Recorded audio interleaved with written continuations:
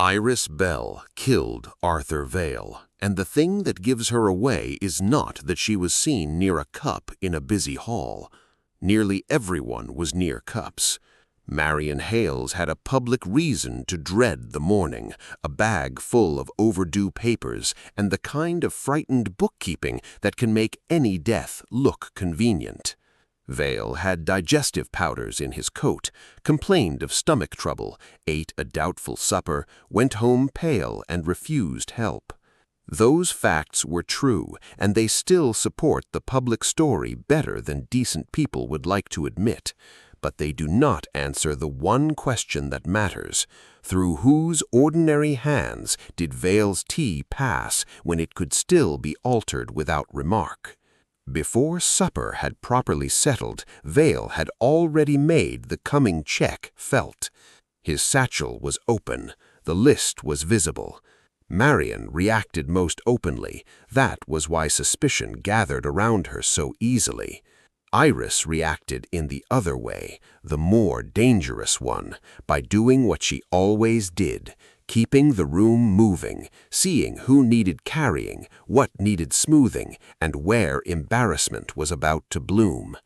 At the hatch, she asked the older guests, "Sugar?" and carried Vale's mug to him herself. The weak tea complaint and the wet brown sticky spoon beside the sugar bowl stay public facts before they become anything else. In a church hall after supper, a sticky spoon can belong to careless communal serving. A weak cup can mean nothing but poor brewing. Vale's private powders and the bad food keep accident honestly alive. The case turns when those ordinary facts are set against the paperwork thread, rather than treated as a parade of cup sightings. Iris had as much reason as Marion to fear what Vale was checking. Years of parcels, relief envelopes, quiet loans, and practical adjustments had made her useful beyond accounting, and therefore vulnerable to it. Marion's debts were visible. Iris's were buried inside service. From there, the tea service becomes enough. Rodent poison was in common stock, domestic and accessible. Vale said the tea was weak. One pensioner remembered that when tea was weak, he usually took it plain.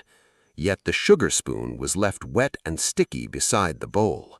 Someone sweetened a cup that weak tea would not usually have drawn sugar into, and the only person with plain, rightful control of Vale's mug between pouring and drinking was Iris Bell.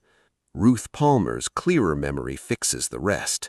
Iris Bell cleared Vale's mug herself before the general washing up began, telling everyone to leave it to her because she was already at the tea things. Later, Iris insisted she never touched Vale's cup after setting it down. That conflict is the fatal one. The public evidence never stopped fitting bad food, powders, nervous deaths, and communal tidying. It simply fit one other thing as well. A murder done under cover of exactly the helpfulness everyone trusted. That is the second sadness of it. The parish had taught itself to read Iris's usefulness as innocence. She carried tea, parcels, bills, and little emergencies. She knew where embarrassment lived and how to keep it quiet. Vale's coming check threatened not just one failing account, but the whole human arrangement that had gathered around her capable hands. So the murder came disguised as help. A cup carried over, sugar offered, and an ordinary service made fatal by the one person no one had learned to watch.